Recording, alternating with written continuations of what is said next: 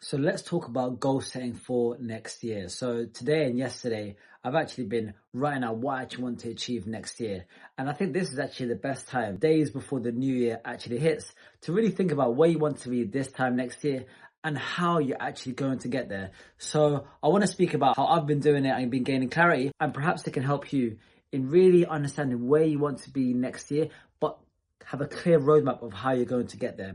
So what I've done is I've actually just broken it down into different segments first. So physical, mental, spiritual, and financial. And then really thinking, okay, what is a good goal to achieve this time next year, which is a stretch, but it's not impossible to reach. So I really want to be stretching myself to hit these milestones. And the way I've been doing it is really sitting with myself and understanding what kind of person I want to be and what that person needs to be doing on a consistent basis to get there. Now, by doing this, I've then used ChatGPT to actually break it down for me as well. So the thing that we struggle with a lot is if you have big goals, it's very difficult to think about how you're going to achieve it because it's a big goal. It could be a big financial milestone. It could be a big relationship milestone.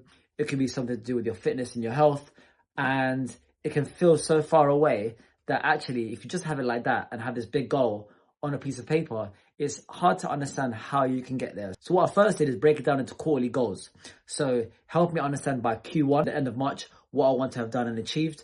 Q2, same thing, Q3, Q4. And I've done this by the different segments as well. Now, once I did that, I then broke down what that looks like on a weekly and daily basis.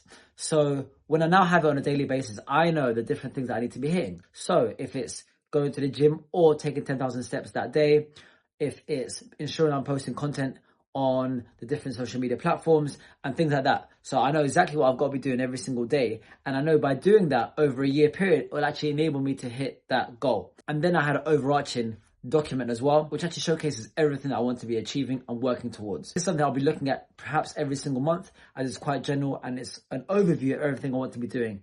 And then I've got an Excel sheet. It's got my quarterly goals that I want to work towards. And then I've got a tab for weekly and daily. For my weekly tab, I've got the week, the focus theme, the 3 key things I should be prioritizing. And then I've got a notes tab there as well. So for that row, I can then check in at the end of the week to actually see what I've been able to do, what's gone right, and what can be improved. And then I've got a daily tab as well, which shows all the different key things that I want to be hitting every single day. Now, you can do this and actually tailor it to your situation and yourself. I think really just understanding where you want to be and then breaking down by quarterly, weekly, and daily actionables is going to enable you to get to your goal. You're going to have a clear North Star and a clear direction on how you're going to be able to get there. And then before you know it, these daily habits will stack up and you'll become like the person that you want to be. So I'm sure you're going to have a strong 2026. And if you are clear on your goals, then it's going to give you the best possible chance to ensure that you hit them. So if you enjoyed this video, do give it a like. And if you found value from this video or any other video on this channel, then do subscribe as well. And until next time, happy investing.